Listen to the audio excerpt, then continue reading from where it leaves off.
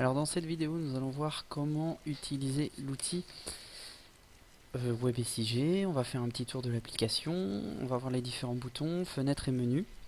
Alors pour cela, on se connecte sur l'application avec votre login et mot de passe, ou bien pas le portail public, mais vous verrez beaucoup moins de fonctionnalités. Donc une fois que vous arrivez sur l'application, vous avez généralement la carte du pays de Guingamp qui apparaît avec la délimitation des communes auxquelles vous avez accès. Donc là en l'occurrence nous on est connecté en administrateur, on voit les 65 communes, délimitation de communes. Si vous avez des habilitations pour une, deux ou plusieurs communes, si vous êtes une CDC, vous verrez le nom uniquement des communes sur lesquelles vous avez des droits.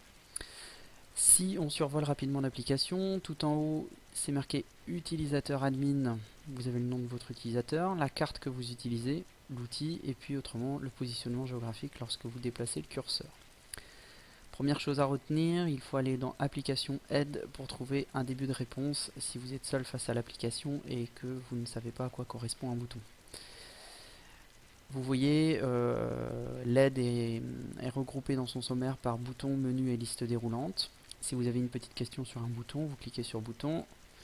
Là par exemple on va prendre le i de sélection et vous avez un tutoriel, un TD, enfin vous appelez ça comme vous voulez, en tout cas un exemple qui vous montre à quoi sert ce petit bouton.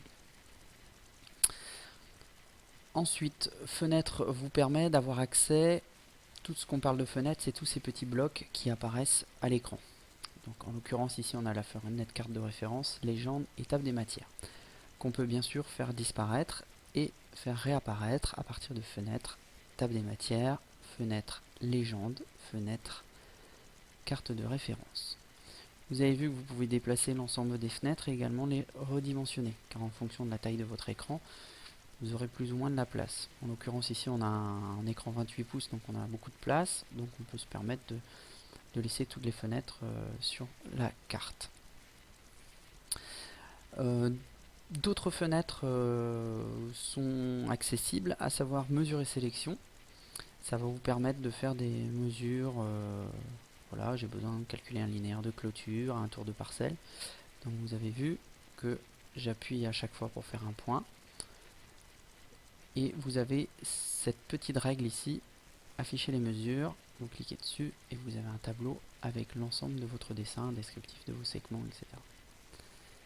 La petite gomme et vous effacez. Vous avez pu remarquer qu'à chaque fois que je suis passé sur un bouton, une infobulle apparaît pour vous donner un autre élément de réponse. On reviendra sur mesure et sélection plus tard. Carte. En fonction de vos droits sur l'application, vous avez des cartes métiers qui peuvent apparaître. Par défaut, vous aurez toujours le cadastre, le scan 25 de la vue aérienne.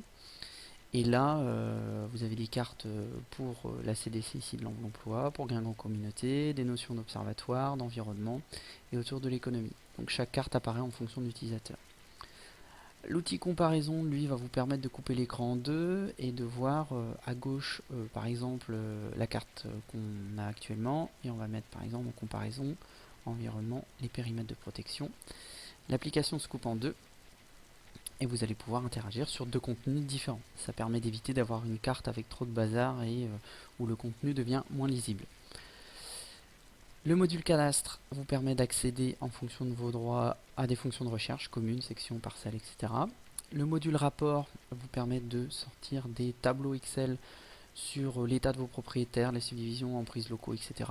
Et le module dessin permet bien évidemment de faire des petits dessins avec étiquettes ponctuelles, vous les signalez un projet et l'imprimer sur votre carte.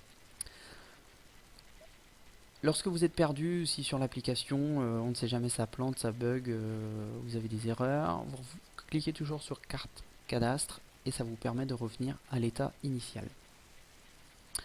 En haut à droite, vous voyez également les échelles, donc c'est-à-dire que par défaut on prévoit toute une panoplie d'échelles qui sont les plus souvent utilisées. Mais vous pouvez également venir taper une valeur d'échelle. Donc là, on va mettre au 25 millième. On tape 25 000, on clique sur valider et ça va vous amener au 25 millième. Vous avez également choisi votre commune, donc ça vous permet de localiser plus rapidement votre territoire. Et également la notion de masque qui va vous permettre de cacher les communes voisines. Donc si on choisit la commune de Quadou et qu'on ajoute le masque de Quadou, on ne voit plus les communes voisines. Si on resélectionne masque des communes au tout début, ça va vous redonner un état initial.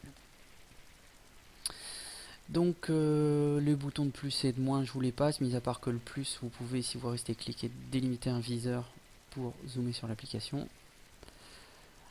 Le moins c'est pareil, vous cliquez moins, ça vous permet de reculer. La main pour déplacer la carte.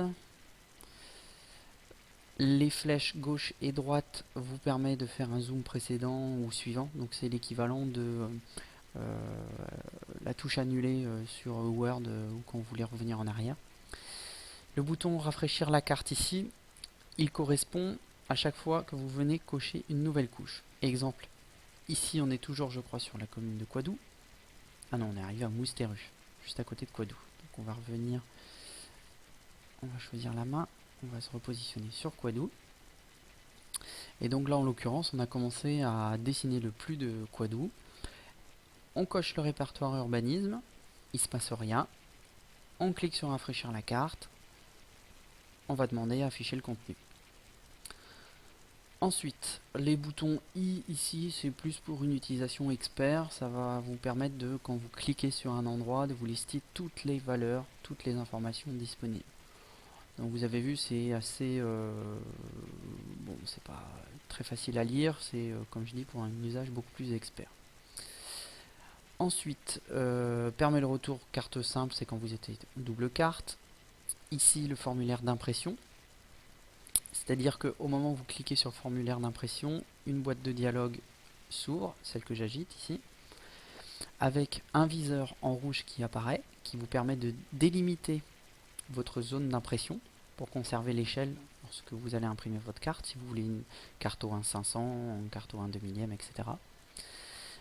Deux modèles d'impression, à savoir le A4 paysage et le A3 paysage. C'est un choix d'avoir fait uniquement des paysages parce que les 3/4 du temps, les cartes s'insèrent beaucoup mieux dans du paysage que dans du portrait. Donc ici, on va pouvoir taper commune de Quadou. Si vous avez un commentaire quelconque à signaler, donc ici, document d'urbanisme. Je vais choisir de faire du A4 et style standard, donc là ça viendra par la suite avec les logos des communes et vous allez pouvoir soit faire du PDF soit du JPEG. On clique sur imprimer, donc là il faut être assez indulgent, hein, c'est le temps de générer un petit peu la carte. Donc ça peut avoisiner les 30 secondes pour certains jours, mais bon, tout dépend des connexions internet, des ordinateurs que vous avez, il y a pas mal de choses qui rentrent en compte. Donc vous avez vu, hein, c'est venu assez rapidement. Et donc vous voyez, vous obtenez une très jolie carte avec la structure qui vous fournit le service. Vous avez rempli votre titre ici, le département qui est signalé automatiquement, la légende qui est générée aussi de manière automatique, votre commentaire qui apparaît ici. Je vais le mettre peut-être en plus grand, ça sera quand même mieux. Par défaut, l'échelle automatique, la date d'impression de la carte, nos copyrights et nos différentes licences, et ensuite le contenu que vous avez visualisé. Après, libre à vous d'enregistrer votre PDF.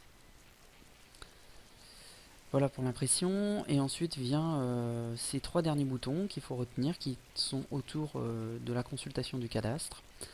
À savoir que le premier bouton c'est une fiche descriptive de la parcelle, donc il va vous permettre très rapidement d'avoir la commune, la surface, relever la fiche d'urbanisme qui est une carte simplifiée de la parcelle, le relevé de propriété qui donne l'état complet du propriétaire.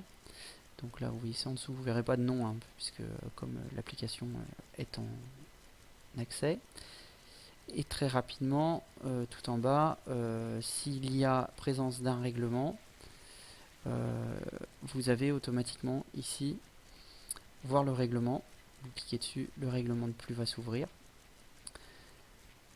Et également, on voit qu'on est en type UC pour cette parcelle de 3296 mètres carrés et que c'est 100% de la parcelle qui est impactée par la zone UC. On s'étendra un petit peu plus longuement là-dessus dans d'autres tutoriels.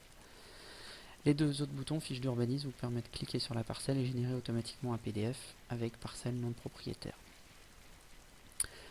Alors voilà pour ce tour très rapide de l'application. Vous allez me dire ça va très vite, mais rien ne vous empêche de revoir ce tutoriel plusieurs fois. Et puis ensuite on va détailler en fonction des modules. A bientôt.